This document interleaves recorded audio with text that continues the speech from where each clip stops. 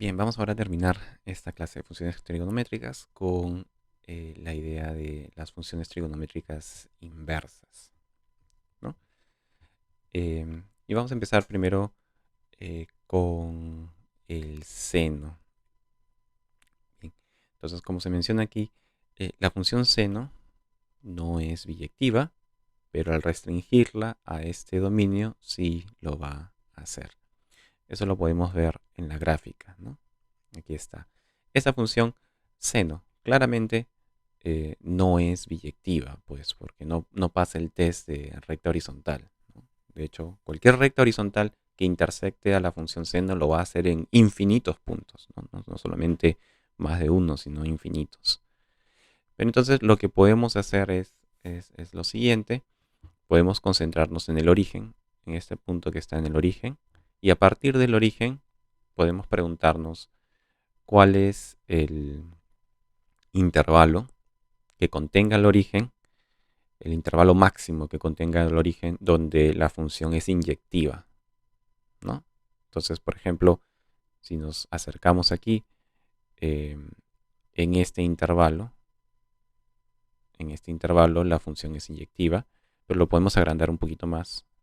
En este intervalo sigue siendo inyectiva. Vamos a ponerlo mejor de este color. Partiendo del origen, en este intervalo la función es inyectiva. Sigue siendo inyectiva porque nos referimos a esta parte de la gráfica, ¿no? Y podemos seguir aumentando hasta llegar a menos pi medios hasta pi medios. Si nos pasamos un poco, ya la función deja de ser biyectiva. Si tomamos este intervalo, entonces acá el problema es que trazamos esta recta y acá vamos a tener dos puntos en donde la función, que nos dice que esta gráfica no pasa el test de recta horizontal, entonces no es biyectiva.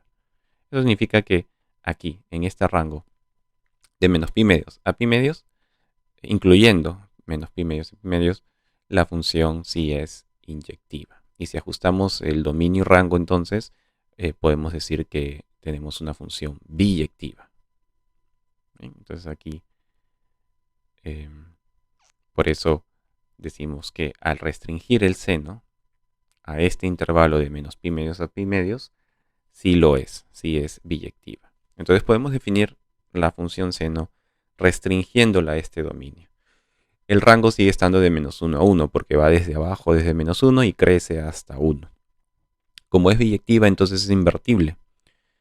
Y reflejando la gráfica a través de la diagonal, podemos obtener la gráfica de la función inversa. Entonces, de esa manera definimos la función arco. eh, Vamos a definir la función arco seno y arco coseno, haciendo algo parecido también con el coseno y también con la tangente para definir el arco tangente, ¿no? Entonces, eh, a ver, para el seno entonces vamos a definir la función arco seno, que ahora va del rango del seno que era de menos 1 a 1 al, al dominio, el dominio restringido del seno que era de menos pi medios a pi medios. Entonces, esta es la función arco seno. A ver, repetimos ahora para el coseno. Para el coseno tenemos algo parecido. Eh, Empezamos con el origen. Empezamos con el origen. Siempre empezamos del origen. Y ahora el problema es este. Si nosotros tomamos cualquier intervalo aquí, ya la gráfica no va a pasar el test de recta horizontal, ¿no? Entonces, queremos igual incluir el origen, pero lo que vamos a hacer es mirar hacia la derecha, mirar hacia adelante, ¿no? Y vamos a decir, bueno, eh, ¿cuál es el intervalo máximo que contiene el origen hacia la derecha con valores positivos que nos permite obtener una función biyectiva? Entonces, si tomáramos, por ejemplo, desde 0 a pi medios, solamente estamos concentrándonos en esta parte de la gráfica. Y esa parte de la gráfica, obviamente, sí pasa el test de recta horizontal. Pero podríamos extendernos un poco más hasta llegar a pi. Justo hasta llegar a pi tenemos esta gráfica, ¿no? Que es estrictamente decreciente, parte de 0,1 y llega a la gráfica hasta pi, menos 1. Bien, en este dominio entonces restringido el coseno, ahora sí va a ser inyectivo. Y restringiendo entonces el dominio, el conjunto de llegada, vamos a tener una función biyectiva que nos va a poder calcular la función inversa, ¿no? Entonces, de manera similar, acá tenemos restringiendo el coseno desde 0 hasta pi, el rango va a ser el mismo, podemos definir la función arco coseno como la función inversa. Y si queremos la gráfica, solamente tenemos que tomar la gráfica del arco coseno, la gráfica del coseno, perdón, en este rango, y aplicar la reflexión diagonal. Bien, y para la tangente va a ser un poco más sencillo. Tomamos el origen y ahora nos preguntamos cuál es el dominio máximo en donde la función es inyectiva, y es justamente de menos pi medios a pi medios, ¿no? De menos pi medios a pi medios, la función es inyectiva. Si nos pasamos de menos pi medios a pi medios, si nos pasamos un poco, ya deja de ser inyectiva porque ya no pasa el test de recta horizontal. Entonces solamente nos restringimos al intervalo abierto de menos pi medios a pi medios. En ese intervalo de menos pi medios a pi medios, obviamente el rango sí es todos los reales, pero en este dominio restringido la función sí es invertible porque es inyectiva y es sobreyectiva. Y su inversa va a ser llamada el arco tangente de la función, el arco tangente, ¿no? La función arco tangente. Entonces se invierte la flecha y por eso tiene dominio todos los reales, pero rango de menos pi medios a pi medios abierto. Bien, aquí está la gráfica del arcoseno. Recordemos que eh, justamente es el resultado de rotar, de reflejar alrededor de la diagonal. ¿Okay? Entonces lo que estaba pasando es que la función seno hacía algo como esto, ¿no? Hacía algo como esto. Y lo hemos restringido y ahora lo hemos rotado. Por eso termina de esta manera. Algunas cositas que deberíamos resaltar aquí sobre esta gráfica son las siguientes. Primero es que en este punto la gráfica pasa por el origen, pero con pendiente 1, ¿sí? No es lo mismo graficar esto que graficar, por ejemplo, esto otro. Lo que estoy graficando ahora se parece más a la gráfica de x al cubo. El x al cubo sí pasa por el origen de manera horizontal, pero el arco seno no, pasa con pendiente 1. Entonces es bueno poner aquí así una indicación de que por 1 pasa con pendiente igual a 1. Y también que en estos puntos, en este punto por ejemplo, el arcoseno está llegando a este punto pero con pendiente vertical. Es decir, la tangente en este punto sería vertical. Igual que en este punto. Si nosotros dibujamos la tangente a la gráfica en ese punto extremo, entonces la pendiente va a ser vertical. ¿No? Entonces, si vamos a hacer transformaciones a esta gráfica, debemos tener esto en cuenta también. Bien, de forma similar tenemos el gráfico del arco coseno, ¿no? Recordemos que el coseno era así. Pasaba por este punto, hacía esto, venía de acá. Entonces lo que hicimos fue restringir el dominio y luego rotarlo alrededor de la recta diagonal de y igual a x. ¿No? Esto es y igual a x. Bien, por ejemplo, antes el coseno pasaba por 0,1, pero ahora pasa por 1,0. Antes el coseno pasaba acá, se hacía 0 justo en pi medios, o sea, pasaba por pi medios 0,0, pero ahora está pasando por 0, pi medios. ¿Bien? Entonces esa es la idea del reflejo. Y también es bueno resaltar aquí, ¿no? Que en este caso, en este punto, la pendiente es vertical. En este punto, la pendiente es -1. Y en este punto,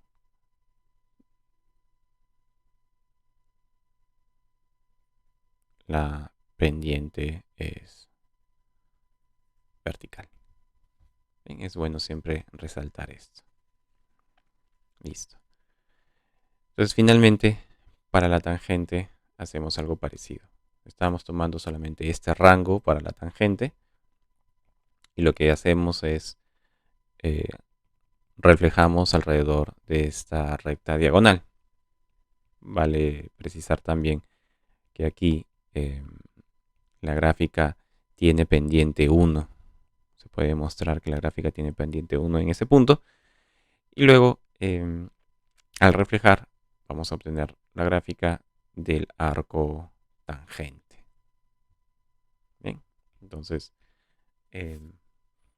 tenemos aquí muy importante. Otra vez, la gráfica no hace algo así como esto. Esta es la gráfica de la raíz cúbica de x, ¿no? Que pasa por el origen de manera vertical. No, nosotros vamos a pasar por el origen con pendiente igual a 1. Y luego también tenemos aquí el hecho de que la gráfica es, notemos que es la gráfica de una función impar, ¿no? El dominio es todo R que es simétrico y si nosotros rotamos alrededor del origen, así 180 grados, vamos a obtener la misma gráfica, ¿no? Esto de acá va a terminar acá abajo y viceversa.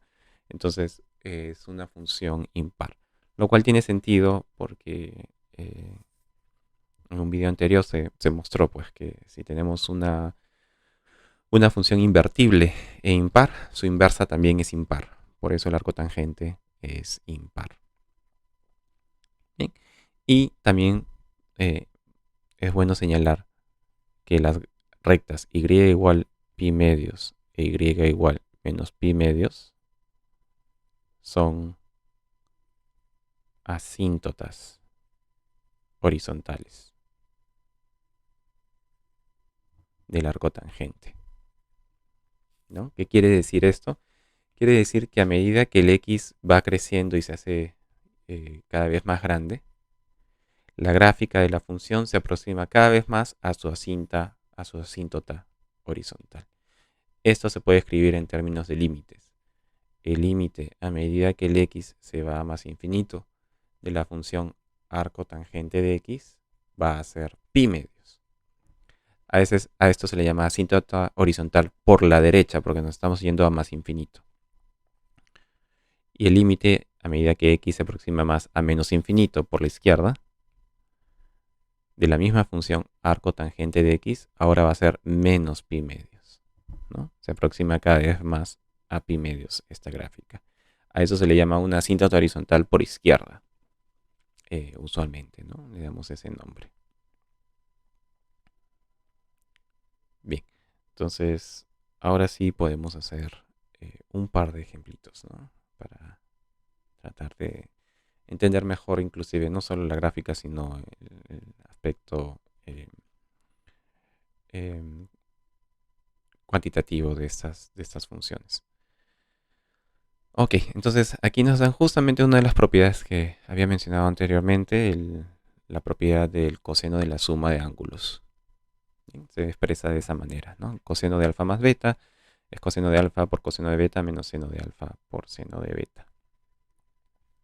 Bien, y nos piden expresar el coseno de 2x en función solo del coseno de x y usando esto calcular una expresión simplificada para la regla de correspondencia de f compuesto con sí mismo, donde la función f está definida de esta manera, como el coseno de la raíz de 2 por arco coseno de x. Bien, entonces vamos a ir calculando poco a poco. A ver, primero necesitamos una expresión para el coseno de 2x, pero por eso nos dan justamente esta fórmula. Porque si nosotros hacemos alfa y beta en esa fórmula, si hacemos alfa igual a beta y ambos igual a x, ¿qué se obtiene? Se obtiene coseno de 2x, ¿no? Coseno de x más x es 2x, igual al coseno de coseno de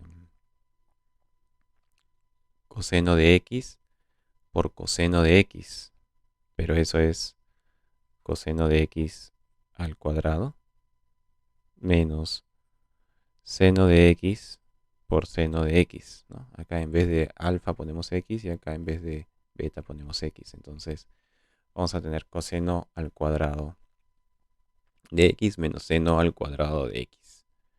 Bien, y como nos piden todo en función del coseno, podemos escribir así. Recordemos que la notación era esta, ¿no? Es coseno cuadrado de x menos, pero el seno al cuadrado, recordemos que teníamos esta propiedad, ¿no? Eh, seno al cuadrado de x más coseno al cuadrado de x igual a 1. Esto realmente es el teorema de Pitágoras para triángulos rectos. Bien, entonces el seno al cuadrado, en vez de seno al cuadrado podemos escribir 1 menos coseno cuadrado de x. Bien, entonces de esa manera llegamos a la respuesta. Menos con menos nos da más. Tenemos 2 veces coseno cuadrado de x menos 1. Esa sería una expresión para el coseno de x en función del coseno de 2x en función del coseno de x. Es 2 veces coseno cuadrado menos 1. Por eso a veces también eh, ¿no? Podríamos también expresar el coseno de x en función del coseno de 2x y de ahí obtendríamos una fórmula conocida del ángulo medio, ¿no? La fórmula del ángulo medio. Bien, por el momento esto es lo que nos pedían en la primera parte, ¿no? Aquí está ya resuelta en la primera parte. En la segunda nos dicen, usando esto, lo que acabamos de hacer, calcule una expresión simplificada para la regla de correspondencia de f compuesto con f, donde f es esta función. Bien, entonces hay que empezar a calcular. Ahí está, esta es la primera parte. Podríamos ponerle parte A. Y parte B nos piden simplificar f compuesto con f.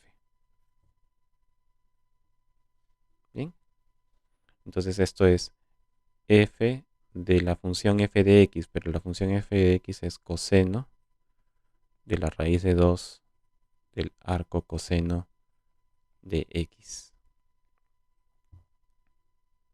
¿no? De esa manera. Y ahora esto es f de esto de acá, pero recordemos que f de x es todo esto y el x acá. Entonces hay que repetir todo otra vez. Es coseno de la raíz de 2 del arco coseno de... Y ahora pon x, pero en vez de x voy a poner todo lo que está acá adentro. O sea, hay que copiarlo igualito, todo esto que está dentro del paréntesis, hay que copiarlo igualito. Entonces, copiamos aquí coseno de la raíz de 2 del arco coseno de x, ¿no? Entonces así tenemos, cerramos el paréntesis de x, cerramos el paréntesis del coseno, cerramos el paréntesis del arco coseno y de ahí cerramos el paréntesis del coseno. Ahí están todos los paréntesis que nos faltaban. Bien, entonces ahora hay que simplificar. Veamos. Algo que podemos notar es esto. Acá se está haciendo arco coseno del coseno. Pero arco coseno se simplifica con el coseno. Esa es justamente la idea de la inversa. La inversa cancela, ¿no? Entonces, como estamos aquí primero haciendo una cancelación, nos queda coseno de raíz de 2. Luego esto se cancela y nos queda acá raíz de 2 arco coseno de x, ¿no? De esta manera. Entonces acá tenemos este paréntesis, cerramos el paréntesis de x, el del arco coseno y el del coseno cerramos, ¿no? Pero ahora acá lo que tenemos es una operación algebraica. Esto es coseno, raíz de 2 por raíz de 2 es 2. 2 por arco coseno de x. ¿Bien? Pero aquí ¿qué tenemos? ¿Qué tenemos? Es coseno de 2 veces algo. El algo es arco coseno de x, pero no importa, es coseno de 2 veces algo. Y usando la parte anterior, ¿no? Usando esto quiere decir usando esto. Coseno de 2 veces algo es 2 veces coseno cuadrado de ese algo menos 1. Entonces aplicamos la fórmula que acabamos de encontrar. Coseno de 2 veces algo, coseno de 2 veces algo, es 2 veces el coseno al cuadrado de ese algo menos 1. ¿Bien? Pero ahora, si quieren, lo que podemos hacer para evitar confusiones es, en vez de escribir coseno al cuadrado, podemos escribirlo así, coseno al cuadrado. Es lo mismo, es notación. Pero escribiéndolo de esta forma es un poquito más claro que vamos a poder simplificar esto con esto. Porque el coseno se simplifica con el arco coseno. Por lo tanto, nos queda 2 veces, se simplifica, nos queda x al cuadrado menos 1. Entonces acá obtenemos un polinomio. El polinomio 2x al cuadrado menos 1. Esa sería la expresión simplificada de lo que acabamos de encontrar. Bien, ese es un ejercicio y podemos ver un par más. A ver, este es más de gráficas, ¿no? Aquí, como había mencionado, hay que memorizarse la gráfica del seno, del coseno, de la tangente y del arcoseno, coseno y arcotangente. Nada más, ¿no? Entonces, por eso aquí en esta función que está definida por partes, se pide recordar la gráfica del arcotangente y, bueno, también del coseno, como estamos viendo.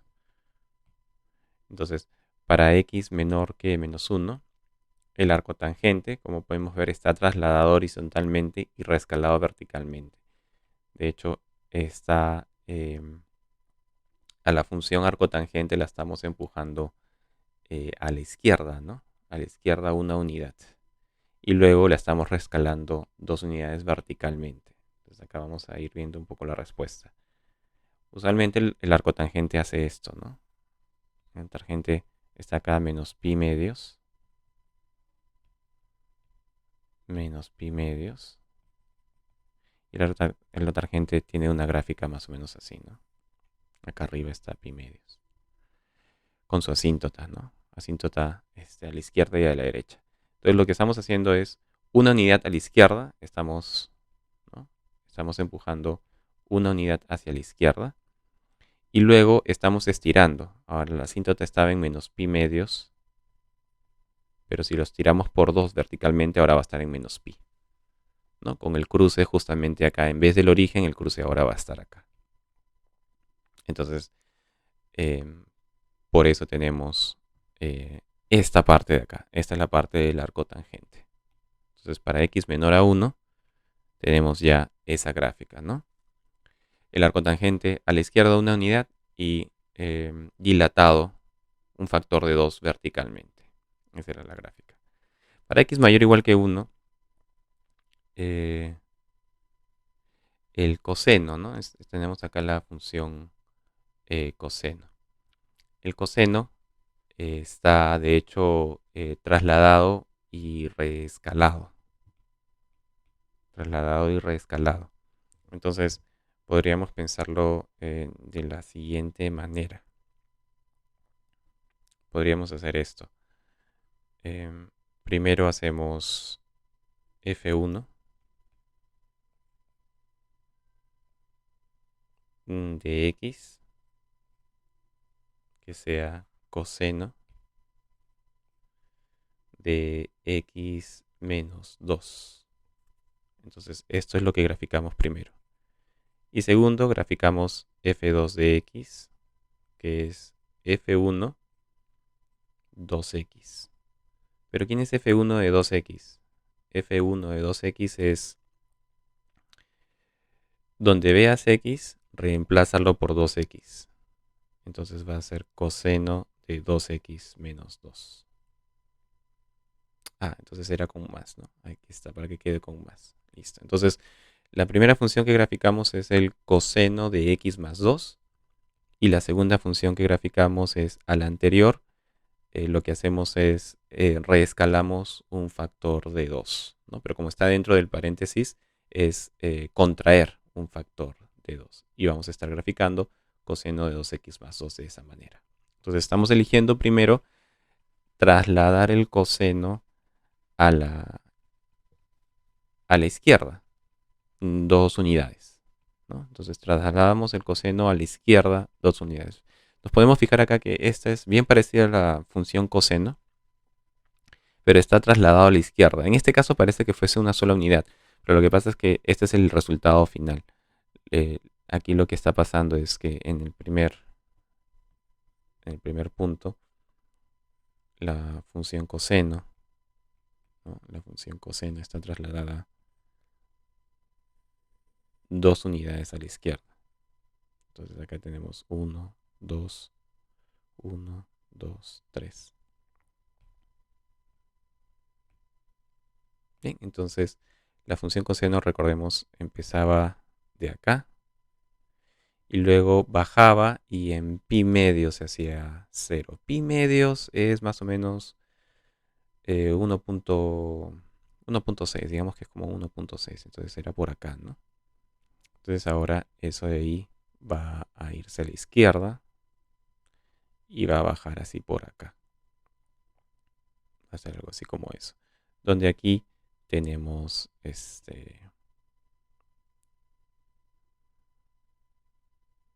¿no? Pi medios. Y luego 1, 2, 3. Por acá está pi. Ahí está. Por acá vamos a tener media vuelta, ¿no? Media vuelta. O sea que este valor es pi menos 2. O sea, 1.1416. Bien. Entonces, vamos a ahora reescalar un factor de 2, ¿no? Ese es el segundo paso, reescalar un factor de 2, pero como está dentro del paréntesis, es como dividir entre 2. Entonces, por eso, eh, aquí está, ¿no? Esto es menos 1, menos 2, y esto era pi medios. Entonces, ahora, si dividimos entre 2, este menos 2 se convierte en menos 1, y este pi medios entre 2 se convierte en pi medios menos 1. Entonces, por eso ahora el coseno pasa por aquí, a la altura de menos 1, baja y llega hasta acá abajo, que es el pi medios menos 1 que aparece aquí. Bien, y por eso tenemos la gráfica aquí reescalada de esta forma.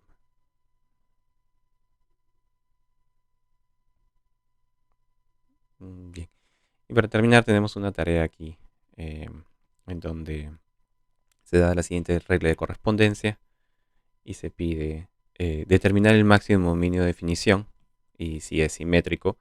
Sí, en efecto, lo que pasa es que el coseno hiperbólico, que lo hemos visto antes,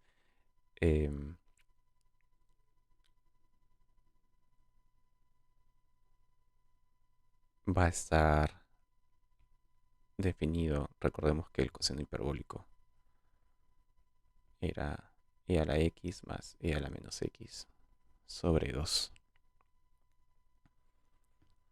Entonces en 0 nos da 1 y el coseno de 0 también es 1. Entonces en 0 esto se va a anular. Entonces su máximo dominio va a ser todos los reales menos ceros. Y fuera de eso sí no va a haber ningún problema. Eso lo podemos ver graficando la función. De hecho podríamos comparar acá la gráfica del coseno. Acá está la gráfica del coseno. Y acá mismo en la gráfica del coseno podríamos graficar podríamos graficar el coseno hiperbólico, que si en un video anterior se puede ver que tiene más o menos esta forma como una parábola, pero que justo pasa por acá. Entonces la diferencia de estas dos funciones se hace cero solamente cuando x es cero, ¿no? Porque las dos son 1 ahí, pero fuera de eso ya no se intersectan. Entonces, por eso acá el dominio máximo va a ser los reales. Acá el dominio máximo va a ser los reales menos cero. Entonces aquí el dominio máximo, por si acaso, va a ser los reales menos cero. Esta función va a ser par porque el coseno hiperbólico es par y el coseno es par. Entonces esta combinación de coseno hiperbólico con coseno de x va a ser también par, ¿no? Bien, entonces vamos a dejarlo ahí. Esto queda como tarea.